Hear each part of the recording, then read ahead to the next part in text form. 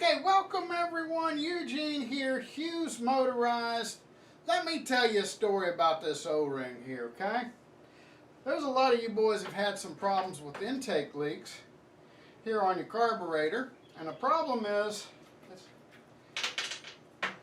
I've got the clamp removed. See this slot cut in the carburetor here? Now this slot goes back about,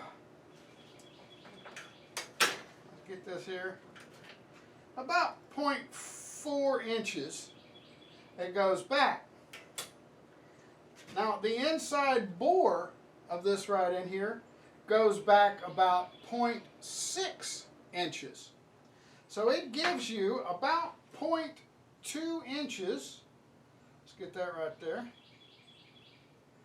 about that much room that you've got to push your intake past that, or you've got a big old opening, big enough to let enough air in it where you're going to have problems having the bike run, start, all that good stuff here.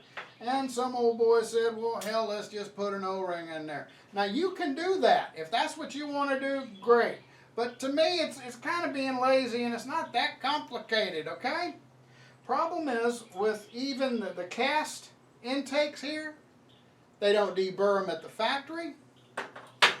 And these tubing ones that are welded up, they don't deburr it. When they cut it, the blade leaves a little lip on it. You can feel a lip on these here. You can feel a little raised area.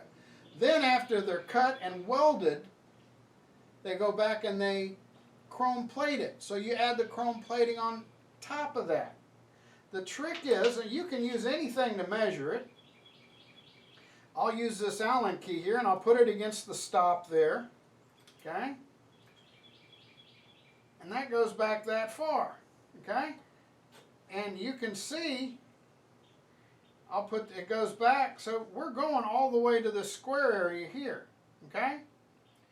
You've got to make sure that you've got this pushed in that far in order to get it beyond the slots. If you do that, you're gold. Take you some 200 grit sandpaper, get rid of the raised lip, okay?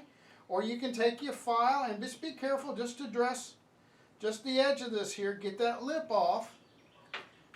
You'll feel it stop, and you know you've got some more room to go because you've measured how far this thing goes back, and you possibly have marked a line. When it gets hard, then start twisting that carburetor while you're pushing in that direction, and it's going to go on and it's going to seal.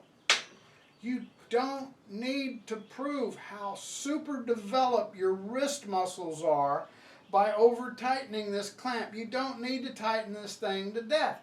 You just need to slowly get it tighter and tighter to where you can't easily twist the carburetor. Once you've done that, there's other ways you can demonstrate your magnificent wrist strength, okay? We're not going to go into that. But once you've got this clamp tightened up enough to where it's not allowing the carburetor to twist, you're good to go, I promise.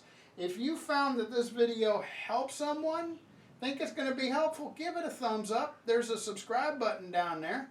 I want to thank each and every one of you for watching. Take care.